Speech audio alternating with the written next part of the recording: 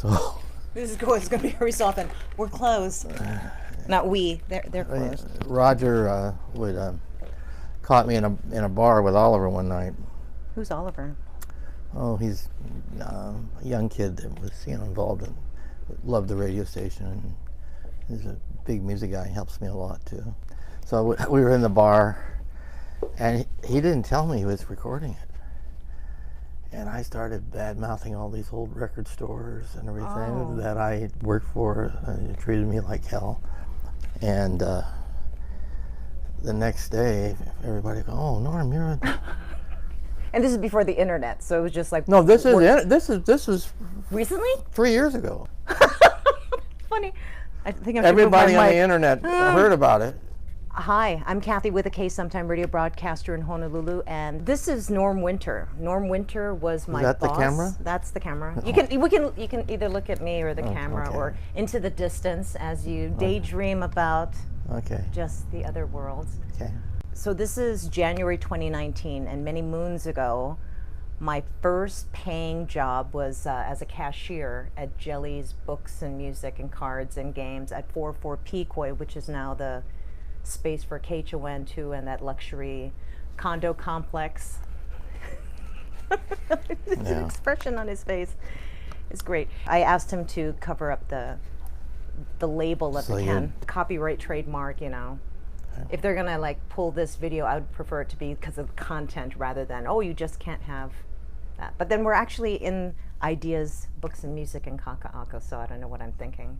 Norm and his wife, Cindy Lau, back in the day had Jellies, but before it was at 404 Pequoy. That was in the 1984. Where was the first location? I'm sorry, 1985. 1985 for Jellies. KMOKO? It was in the back of that. Okay. We were hiding in the back. People had to run through the store to get to the comics. It was mostly comics in those days. And the suit and tie salesman would be looking aghast as those big fancy clocks got knocked over accidentally by running kids. So we started there. And in 1985, I believe in August, we moved to Pequoy. Cindy opened it long before she met me. Called Jelly's Comics and Books. Was it just her? Was she just like... She and Lily. Remember Lily? Yeah, her sister. And also Roger. I remember his last name, but anyway, he's heading DC Comics now. But anyway, he was doing the book department. And I walked in and this is a really nice place. I feel warm here. And I went to work there.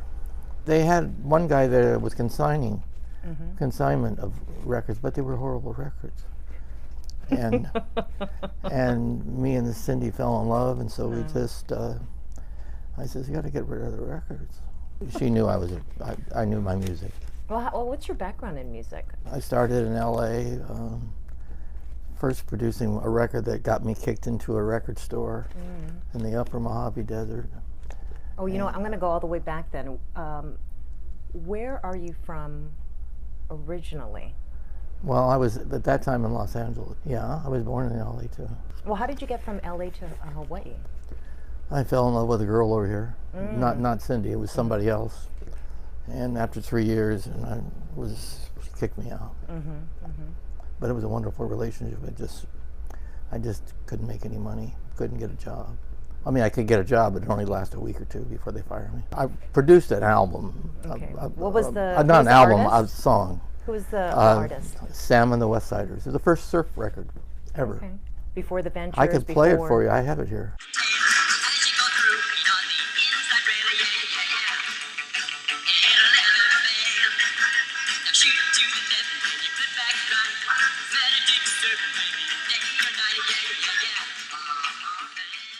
Integrity. It was called Integrity Records. Really? Yeah. What other artists or titles were on Integrity? It was one album, 145. That's it. From there?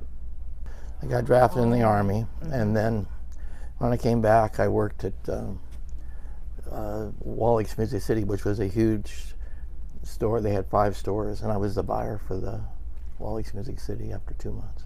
But they didn't like me, so I got out of there. And then I worked for a Pickwick type operation, a rack operation. In those days, I had racks where they would fill, dime stores and everything with records and stuff.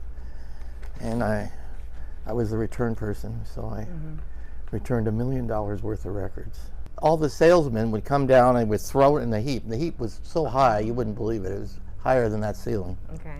And they had a bunch of Spanish helps that I couldn't speak English, and I couldn't speak Spanish. Yes. So I made little posts, this distributor here, this distributor here, this distributor there, that I would climb the pile and sail. And eventually I got the salesmen to help me because they were on hold till they got the records back. We returned $1 million in records. In those days, $1 million is $3 a record. It was a huge quantity. And I did that all with my little helpers with holding up their signs. And that was within a 2-month period? In a 2-month period. And then I got fired. They let you go. Because I was messy. Yeah. No appreciation.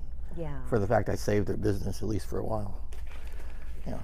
Then I was a buyer for a chain of small stores called Alley's. It's Norwalk, Downey, Lakeside.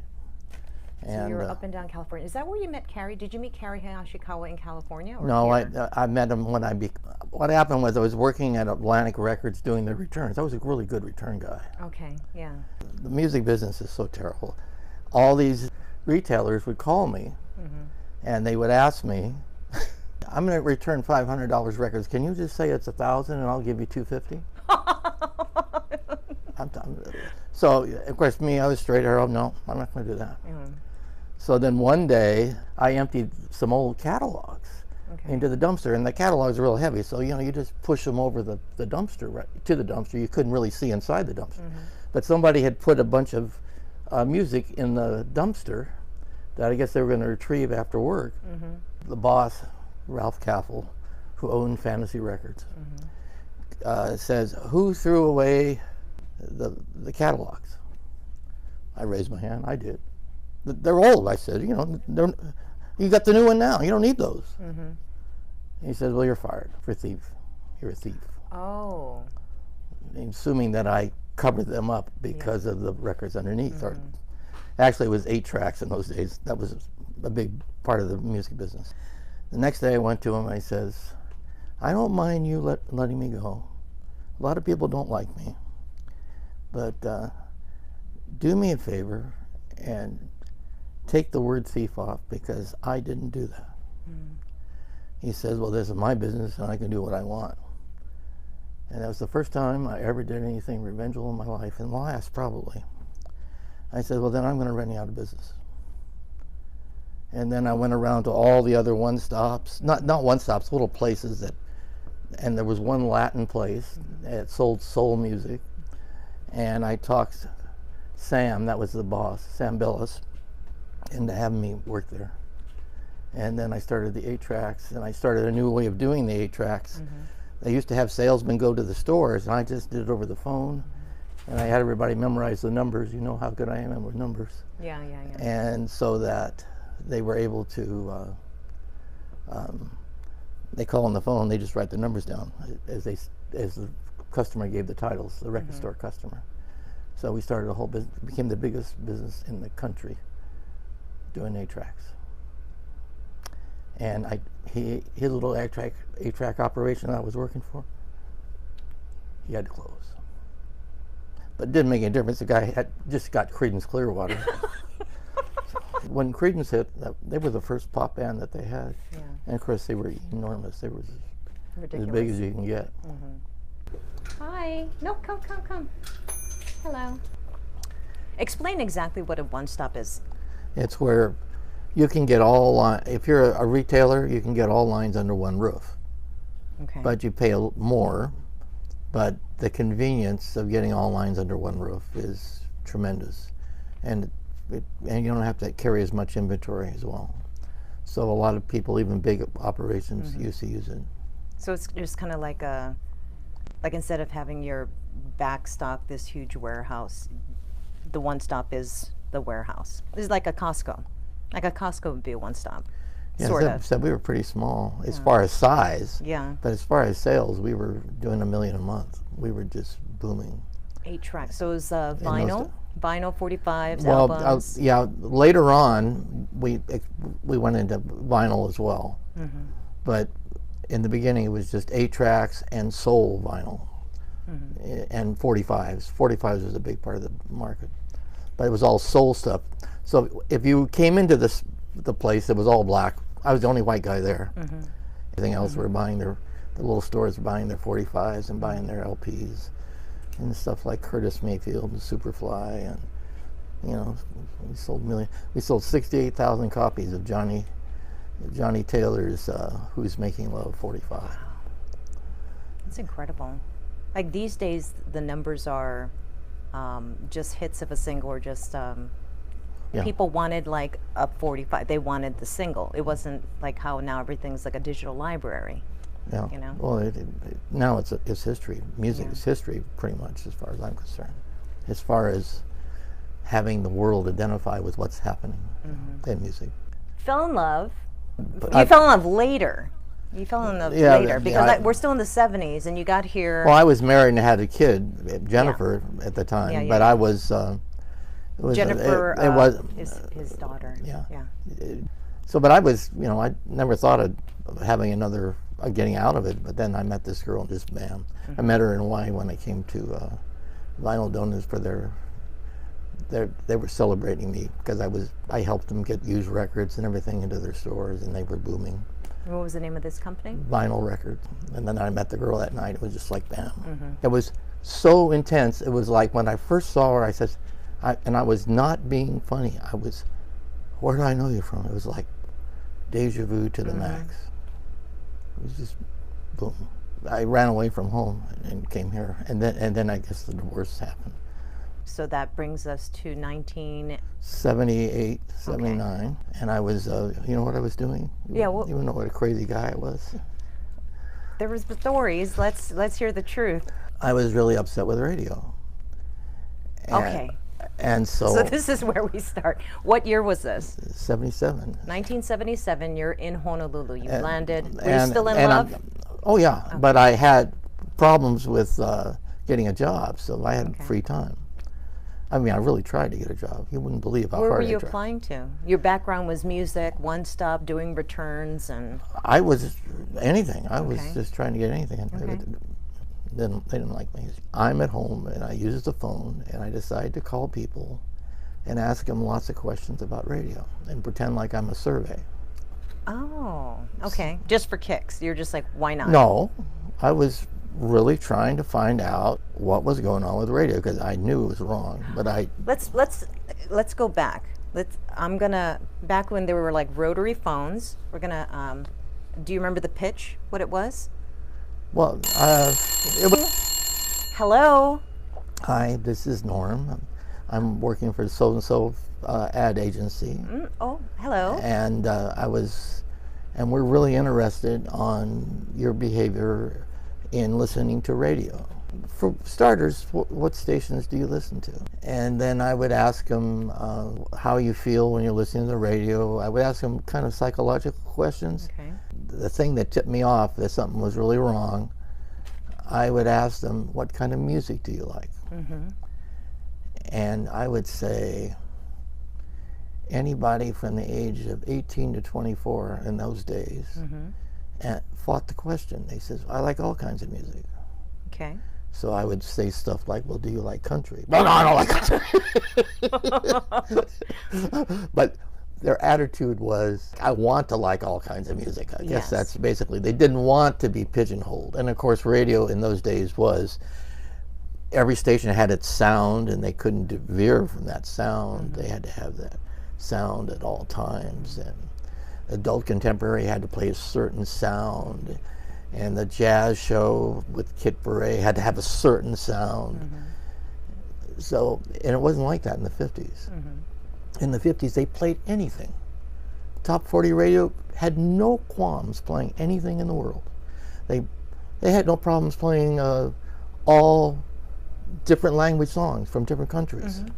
I mean, the blue, the pinto, the blue. I don't know if you know that song. Volare, maybe you know it's Volare. I know Volare. All those songs, they would play because, you know why? Tell us. Billboard would call record stores all across the country and ask them what they were selling that week. And store owners would give them their top 10 or maybe more, depending on how big of an operation they had. And they would count the chart. They would total it up. And then the chart would come out. And the chart was, I would say, 80% independent records. The major labels weren't doing too well with this chart. And the chart was only 40 songs. And because there was so many different songs in different areas that were selling, but weren't selling in other areas, they expanded the list to the top 100. And so there was the top 100 songs.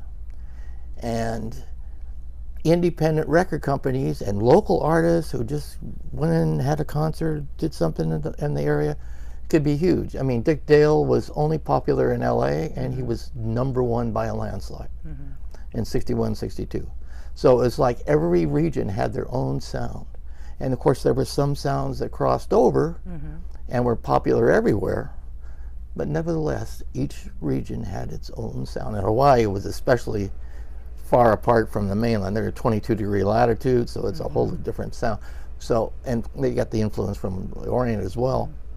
So their sound was entirely different than the rest of the country. And K-Poi would play whatever people wanted to hear. Yeah. They didn't say, oh, well, I got to play the charts. In fact, no radio station did that. They really were interested in what was selling, so they would even go and call stores as well. So in the 50s and the 60s, any kind of music could make it to #1. Topsy by Cozy Cole is a drum jazz song. It went to #1 on an independent label called Love. I mean, anything could happen.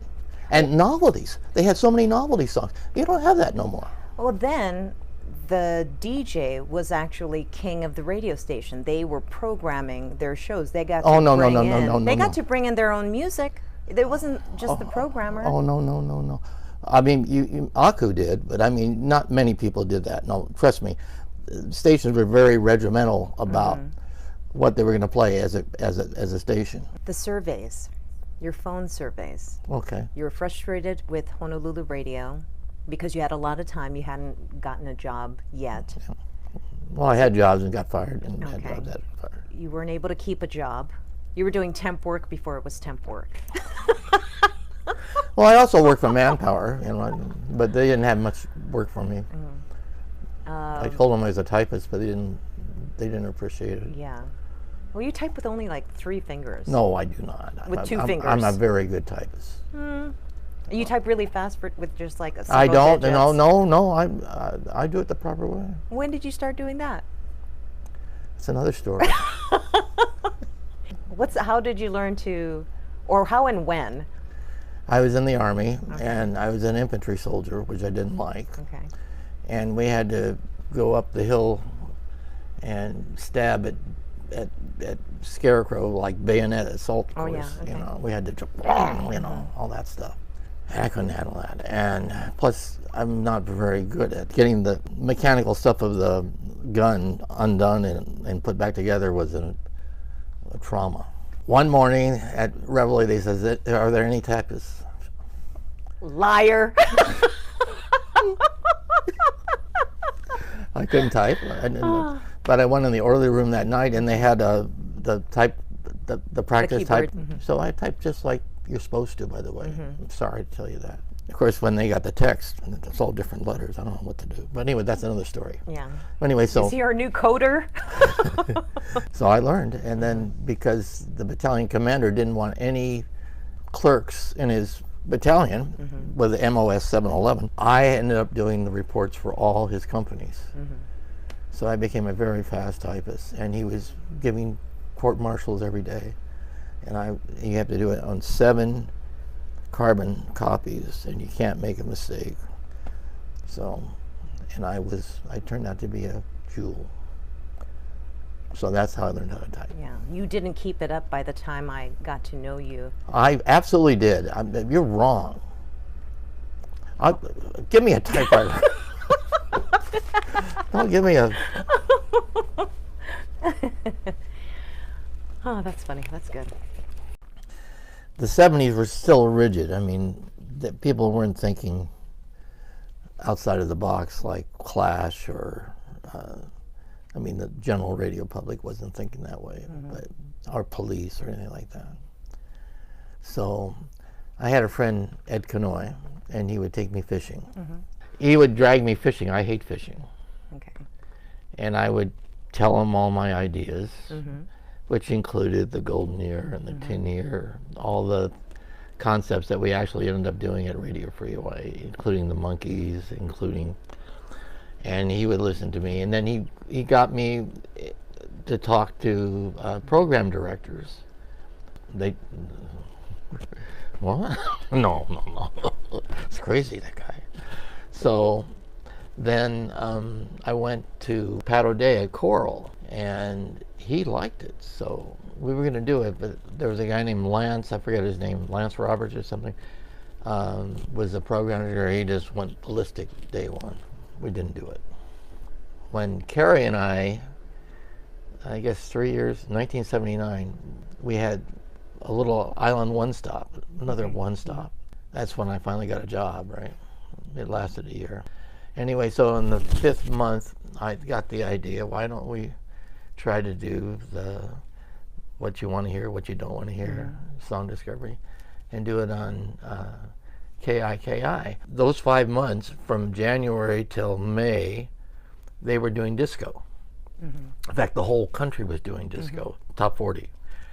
And disco isn't bad, but the problem is you don't want to hear disco constantly. But that wasn't the way radio was. They were thinking sound. We got to keep a sound. Right? I'll tell you how that happened one day, but it's very sad. But anyway, that's what happened. So I got on the radio and did the ballot system, and it was huge. They went from number 12 rating to number 1 in one book. And Jim Gabbert, the guy that owned the station, came to me and says, you got to give me the name of the Hawaiian Island Music Report. And I said, no, I don't want to do that.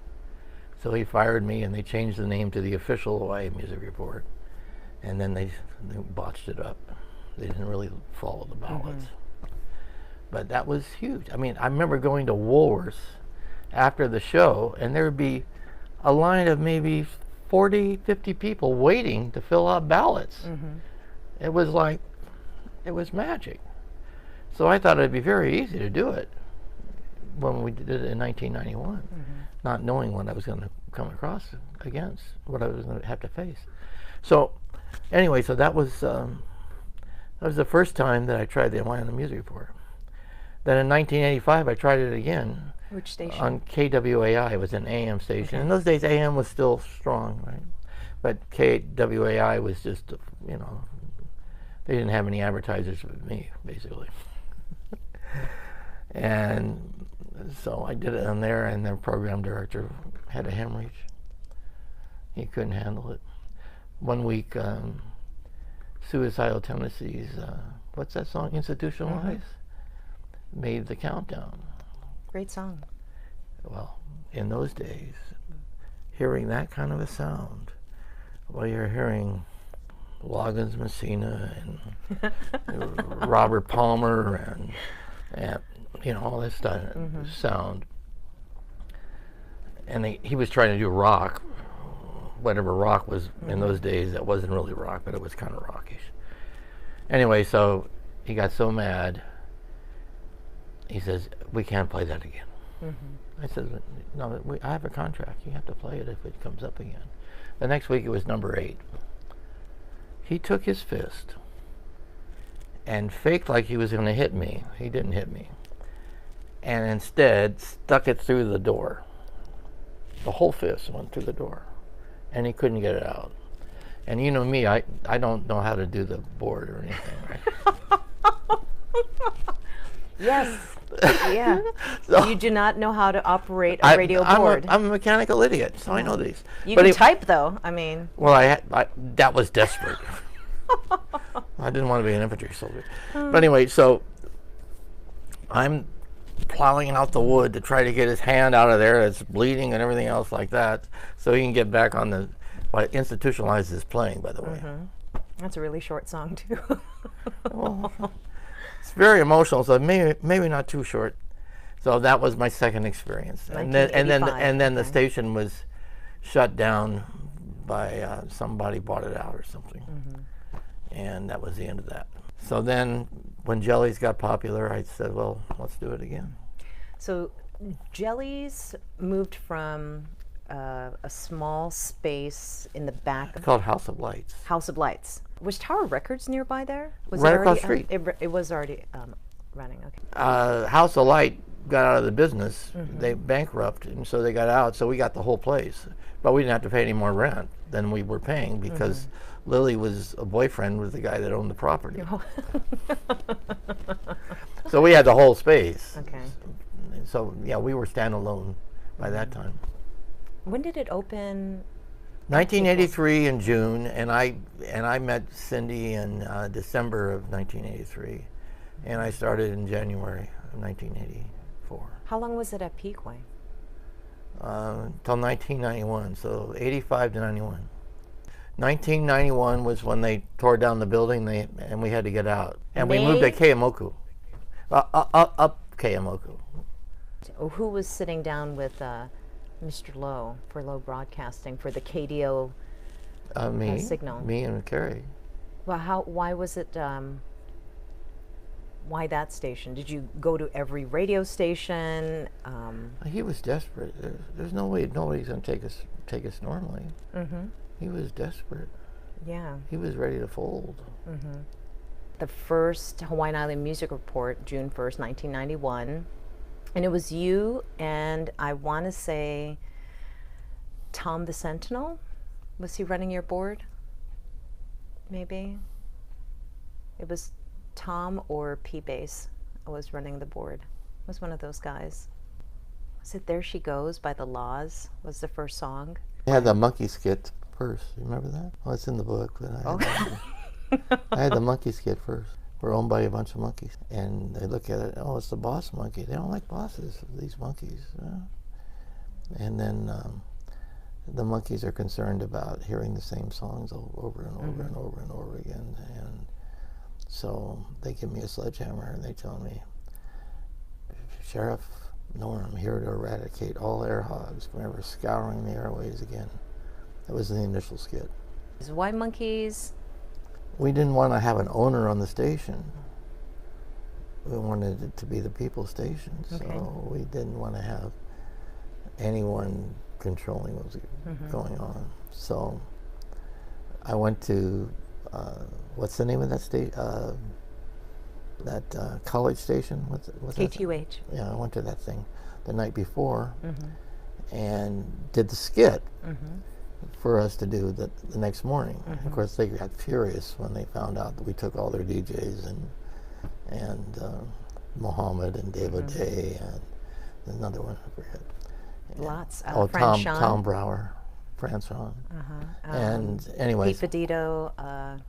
No, Tom Williams. They didn't take them. No, they were part of Jellies at the time in the Pearl Kai store. Oh, I think they were kind of. No, I don't think so. No. Well, I didn't know if they did. Anyway, so we went up there and cut it, and then K2H to this day won't talk to me. I don't know why. Well, I don't think any of the people from then are still there, so they probably would. Well, they have a memory apparently. I just found out just recently that they're still antagonistic towards ideas, music, and books. You know. Do you know why I decided to do the ballot system? Because calling them would be too hard? Worse than that. Oh. Because when radio was open in the 50s and 60s, the record companies weren't tampering with the charts. In the 70s, they started tampering. They started calling the same people that are going to report to Billboard and say, can you give me a #1 this week? And I'll give you free goods and this. And the guy said, no, I gave my #1 to Columbia, so I'll give you a #6, but can you give me free goods next week? I mean, and I'll make you number one next week. So in other words, they were bribing the reporting stations. And because of this, all the independent music that was basically the new exciting music of the day, constantly in music world, was less and less on the charts. So when I started the station, I said, I have to go around that. So I said, if I go to the people and say, what do you want to hear? And what you don't want to hear, and a song you might think is a hit, if radio played it, then there's no tampering. During the time that Radio Free was up on the air, was it 1991 through 1997? Seven. But there was a hiatus in between. 5 months. There was ballot stuffing. There were people who would ballot load, or Oh yeah. yeah. So how was that addressed, or how did you? Because you counted all the ballots. Well, we asked for phone numbers, and it was suspicious. No, I didn't count the ballots. We had a team of 9 computers at N Design that was counting the ballots. N And Design, that's What's his name? Guy Branwin. Yeah, Oh. yeah. So they had 9 volunteers that would count the ballots, and we had elaborate system. So if the person didn't put a phone number down, and the ballots were similar and they were in the same ballot box, we would discount them. There was other cheating ways. You know, when they found out that we were weighting them, they would change their ages and stuff like that. But anyway, it's still better than having the record companies tell you what to hear on the radio. When so when the station first came up, it was the Hawaiian Island Music Report was the tally, the top 36 songs, and that was done in computers and weighted. And what else was on the ballot? The top 10 songs. The top 10 songs you wanted and the radio to play. 3 songs that you thought radio should stop playing. And of course, a lot of people added 10 songs, but I didn't count the rest. We didn't count the policy was not to count those.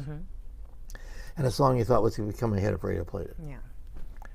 And then we had the open forum, Yeah. and that's how the rotation got changed, because they were rioting at the 2 and 4 and 6 hour rotation. There was the monkey train. Yeah, Was that suggested, or was that something that?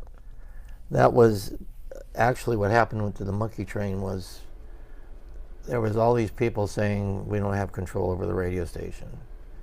So I came up with the idea of monkey train, And give them suggested total it. control. Once a day, we'd open the phone for the Yeah. monkey train, and most of the times it got voted down. You had to have 7 phone calls in a row to agree to it. Yeah. If once you agreed to it, then you needed 4, the next 4 of the 7, Yeah. to either continue it or Change tracks. or the person that changed tracks can also stop it. So that's how. And once it went 14 hours. When people talk about Radio Free, the sledgehammer, they wanted to know if that really happened. Memories about the monkey train, about some of the DJs over the years, in general, it was like the way you didn't know what was going to come up next. That sometimes that was good, and sometimes it was like, you know, I don't need that. yeah, I'll be back in 3.5 minutes. But yeah, it was unpredictable. You know, I think that was the predictability of Radio Free Hawaii's format, was you really didn't know what was gonna come up. You know what happened on the first sledgehammer? Vanilla Ice Oh, okay, yeah. had 1,091 negative votes. That's such a fun song, though. I mean, it was being played everywhere on the radio. It was number 1 everywhere, and I sledgehammered it. I sledgehammered it all the way through the floor. So Bob Lowe says, you got to do it in the porch next week. So next week was Step by Step by New Kids to the Block. What did I do? I sledgehammered the steps down. It was for real. Then I got a pot, and then I would sledgehammer it on the pot. The pot was mauled, but How many songs were sledgehammered? Do you remember? Of course not. I don't remember. It could happen any week, every week. After a while, it didn't happen as much, but there was so much the first 5 or 6 weeks we were on the air that Everything got sledgehammered pretty brutally. What do you remember best about Radio Free? What do I remember best about Radio Free? You know, to me, it was just work. Mm-hmm. I didn't look at it as, I didn't think it was that big of a deal at the time. Now I do. But I mean, at the time, I didn't think it was that big of a deal. I don't like to be on the radio. It wasn't my element. But what did I like the best about it? I don't know. I mean, you did give a voice for several years to people who really liked music, and they liked hearing their music on the radio, you know? No, it's really exciting for a guy to fill out a ballot, and then he's driving around, and he knows nobody's playing that song but him. Yeah. And then he hears the song. Yeah. Or the local artists hearing their music on the radio. Oh. Yeah. No place to play. Yeah. That was before Radio Free. That was Mari. Yeah. Mari Matsuoka. It was my idea, but yeah, she organized it. Was Raul part of that too? Yeah, he had Devil Dog. Yeah, Yeah. he was a Devil Dog concert. I mean, his band was Devil Dog. Everybody played 15 minutes on the Hubba Hubba stage. But that was the problem, that whole generation had been discarded. I mean, I'm a baby boomer. Well, they say I'm not, but I'm basically, we were catered to like you wouldn't believe. You know, anything you want, we could have. When the 80s teenagers came around, the opposite. They're in coffee shops wearing black, writing necrophilia poetry. They do a concert and noise complaints shut it down. That's one of the reasons for no place can play. They do graffiti.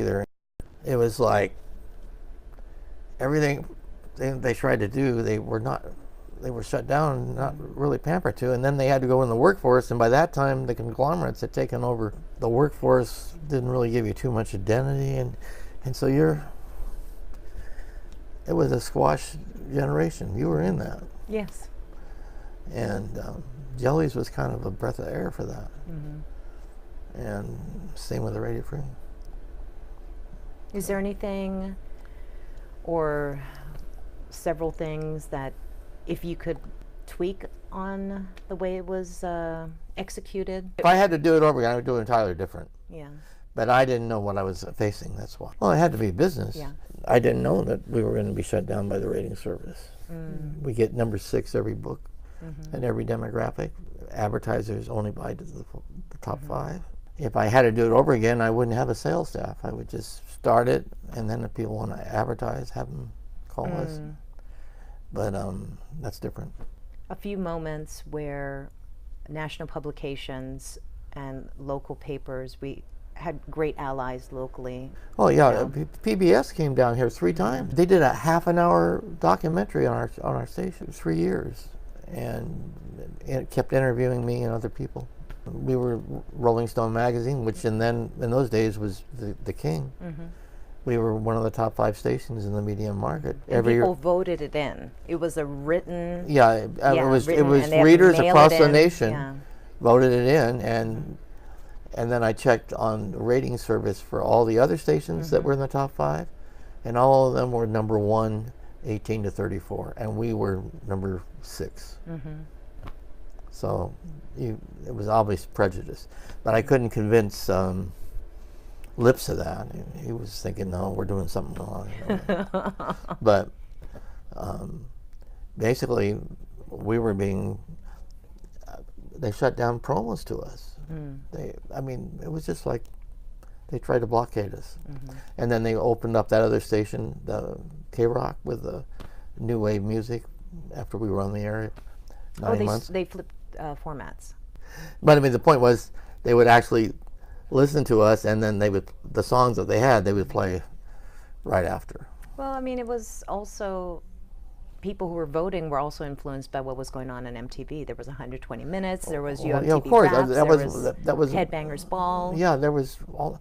I mean, why do we have Metallica on the air? Why do we have, all those things in the air? And then the European sounds, which were in those days weren't really the record companies had just purchased them, but they hadn't. The majors had just purchased them, but they hadn't promoted them yet. Like Smiths and Cure and stuff like that were, Bob Marley, for example, probably the biggest act.